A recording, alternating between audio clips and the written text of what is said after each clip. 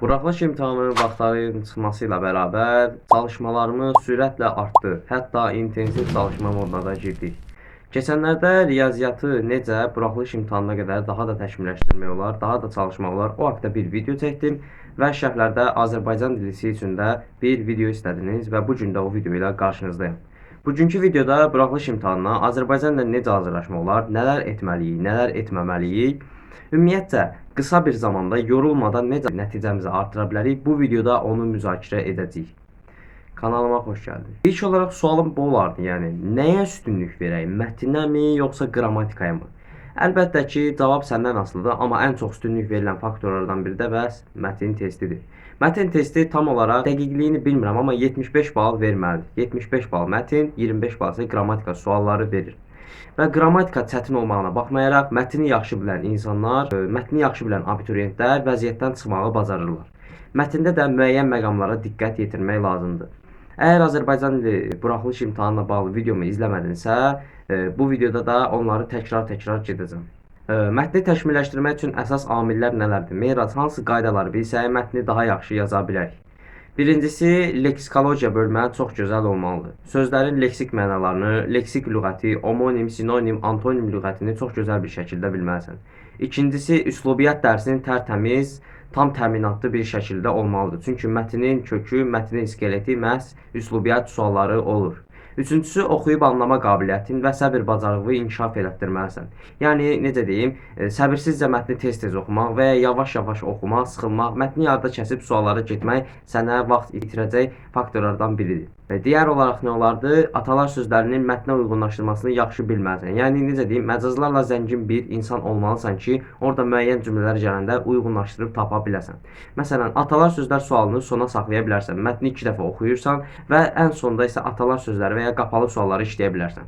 Mən hər zaman belə edirəm. Mətni oxuduqdan sonra anidən açıq suallara yönəlirəm və başlayıram açıq sualları işləməyə. Baxmayaraq ki, açıq suallar 2 qat bal verir, amma mətni oxuduqdan sonra dərhal açıq sualları işləməyin sənə əlavədən 50 bal qazandıracaq bir xüsusiyyətdir. Yaxşı Meyrac, mən artıq imtahandayam və üslubiyyatla bağlı bir sual düşüb, amma mən üslubiyyatı bilmirəm Meyrac, mən üslubiyyatdan sıfıram. Necə eləyim ki, o sual mənə bal versin? Bax, burada da çox gözəl bir taktika devrəyə girir və bunu üslubiyyat bilən, bilməyən şagird yazsa belə 3də 1 bal verdirəcək bir taktikadır. Üslubiyyat bilirsənsə çox gözəl, bilmirsənsə sənə deyim. Məsələn, mətnin olsun publisistik üslubda, çərçivədəki olsun rəsmi işgüzar üslubda və ya elmi üslubda olsun, qoy çətin olsun. Orada bir xüsusiyyət var, yəqin bilirsən. O Venn diaqramının ortasında bir xüsusiyyətli yer var. Orada yazır ki, ortaq özəllikləri seç. Yaxşı, mən onsuz da normalını bilmirəm, ortağı necə bilim, bax, elə asandı da ortaqdır. Ortağa bax, bu iki maddəni yazsan, sənə 3də 1 bal verəcəklər. Deyirəm, istəyirsən sən də not et. Birincisi, ədəbi dilin normalarına tabe edir, ikincisi funksional üslubdadır. Ədəbi dilin normalarına tabe edir və funksional üslubdadır. Bu iki maddəni gələcək sınavda və ya get qəbul imtahanında yaz ortaq xüsusiyyətlərə. Əgər balını kəssələr, yəni 0 bal versələr, o zaman gəlib videoda mənə müraciət edə bilərsən. Yaxşı, üslubiyyat sualını necə edə bilərik? Meyrac, mən üslubiyyatı öyrənmək istəyirəm. Çünki imtahanda üslubiyyat sualı düşsə yazmaq istəyirəm. Bax, nələrə üstünlük verməliyəm? Birincisi, bax, istisnasız, tam bilməlidən gedir söhbət. Sənin publisistik və poetik üslubu çox gözəl bir şəkildə bilməyin lazımdır ki, ən azından üslubiyyat sualından yarı bal ala biləsən. Bu üslublar barədə müəyyən məlumatlar əldə etməlisən. Hətta şərhlər qismində məndən soruşa bilərsən, sənin üçün xülasə də yaza bilərəm. Əgər geniş qaydalardan oxumağa həvəsin yoxsa, sənin üçün qısa bir xülasə hazırlaya bilərəm. Ümumiyyətcə, xülasələr hazırlayıb şərhlər qismində də qoyacam. Lazım olan yoldaşlar da istifadə edə bilərlər. Yəni, necə deyim, üslubiyyatı da, necə deyim, publisistiklə poetiki mütləq şəkildə bilməlisən. Elmi, rəsmi işgüzar, sonra məişətdir. Bunları da səthi bilə bilərsən. Yəni, bunların xüsusiyyətlərini bilə bilərsən. Elmidir, terminlə yadında saxla. Rəsmi işgüzardır, sənət dili ilə yadında saxla. Məişət dilidir, danışıq dilidir, onunla yadında saxla ki, qalsın. İndi isə qrammatikadan nələr etməliyik, onlara keçirik. Birincisi, qrammatikanı sıfırdan təyin etməlisən ki, hansı qrammatikaları bilirəm, hansı qrammatikaları bilmirəm, onları təyin etməlisən. Tay oturub, sanki bitirəcəkmiş kimi, alim kimi, başdan ayağa fonetikadan tutmuş, axırıncı qayda kimi bütün qaydaları oxumaq məcburiyyətində deyilsən.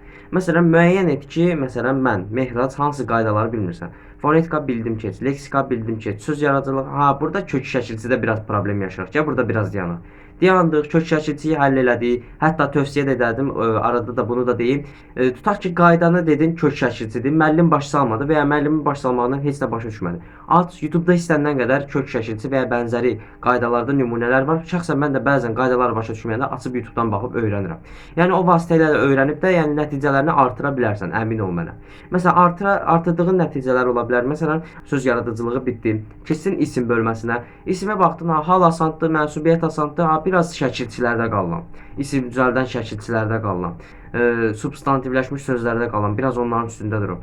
Onu bitirə-bitirə mərhələ-mərhələ elə bil kitabın mündəricatını açırsan, aşağıdan yuxarı baxırsan, amma dürüst olursan da. Ki məsələn bu mövzuyu bilirəm, bunu bilirəm, bunu bilmirəm. Gedək bu mövzuyu öyrənək. Öyrəndin, plus qoydun, keçdin artıq növbəti bitirdin. Yaxşı Meyrac, qaydaları tez bitirdik, nə olacaq? Əla, mükəmməl, çünki ikinci dəfə təkrara qayıdacaqsan, bildiyin, bilmədiyini oxuyub ana dilindən bəlkə də 100 bal yığacaqsan. Başqa nə deyə bilərdim? Məsələn, Meyraz, mən əlavə işləmək istəyirəm, nə edə bilərəm? Tutaq ki, evdə əlavə işləməyə vaxtın yoxdur. Mənim kimi marşrutda, avtobusda bəlkə də özəl şoferlə, taksi sürücüsü ilə gedirsən. Yolda özün üçün bir ana dili kitabı işləyə bilərsən. Keçənlərdə bilmirəm, bəlkə videoma baxmısansa bilirsən, mən yolda Nərgiz Nəzəfin 250 sınaq kitabını işləyirəm. Sən də məsələn 20 sınaq ola bilər Azərbaycan dili kitabı, onu işləyə bilərsən. Azərbaycan dilinin Natiq Vahidovdan olan testləri var, onları işləyə bilərsən. Yəni necə deyim, müəyyən bir vəsait olmasına ehtiyac yoxdur. Əlində olanı ən yaxşı şəkildə istifadə etməlisən. Yəni ay Meyraz, mən güvəndən işləmirəm, yox, dimdən işləməliyəm, dimdən düşür, yox. Elə də olmaya bilər. Məsələn, Meyraz, məndə güvən var, dim yoxdur, mən nə edeyim? Super. Səndə güvən varsa güvən işlə. Və ya Meyraz, məndə dim var, tutaq ki, MHM yoxdur. Super. Dim varsa dim işlə, MHM varsa MHM işlə. Yəni heç bir fərqi yoxdur. Əsas odur ki, əlindəki materialı gözəl bir şəkildə işləyib, çox gözəl bir şəkildə başa düşüb mövzunu qutarasan. Hazırlıq olmadan da yəni materiallar işləməyin bu kimi yolları var. Yəni istədiyin qədər hazırlıq olmadan materiallar işləyə bilərsən. Yaxşı, tutaq ki, bu videoya baxırsan və imtahana 1-2 həftə qalıb və artıq çox təhlükəli bir vəziyyət yaranıb. Yəni nə qrammatikaları başdan oxuyacaq vaxtın var, nə də mətni 75 bal yazacaq potensialım var. Nə edə bilərəm Mehrac? Nəyə yönəlim? Qrammatika kitablarında mı itim batım, yoxsa gedim mətn testimi işləyim? Cavabı özün bilirsən. Gedirsən və bacardığın qədər mətn testi işləyirsən ki, məsələn, qrammatikadan 0 balın gəlsə də, mətndən 70 balın gəlsin. Yəni hər fəndən də 70 toplasan, 200 plus hədəfin varsa, o hədəfi keçəcəksən. Yəni necə deyim, buraxılışa son həftən qalıbsa, qrammatika bazan zəifsə, ancaq mətni oyna. Ancaq bacardığın qədər mətn işlə, mətn izahlarına bax. Çünki mətni qrammatikadan daha tez götürmək olur və qrammatikadan daha tez anlamaq olur deyə mətn suallarını daha rahatlıqla yazırsan və bu da sənə əlavə daha çox bal qazandırır. Müəyyən məqamlarla bağlı sualların da ola bilər, mətnlə bağlı ki, məsələn Meyraz, bizə bu tip sual düşə bilər, biz nələrdən işləyək? Onları da məndən şərhlər qismində soruşursan, çalışacağam ki, bacardığım qədər şərhlərdə çalışacağam ki, cavablandırım. Ümumi olaraq Azərbaycan dili nəticəni artırmaq üçün qrammatikaya az, mətnə isə daha çox üstünlük verməyini tövsiyə edirəm. Yəni bəlkə də qrammatikanın zəifdir, 100 bal istəyirsənsə, ancaq qrammatikayı oynaya bilərsən. Yəni ancaq mətnə də işləməyə də bilərsən. Yəni mətnin də üstünlük verməyə bilərsən. Qrammatikaya daha çox üstünlük verərsən, bir həftə qalmışda başlayarsan mətnləri yenə əvvəlki tempoda, əvvəlki qaydada işləməyə.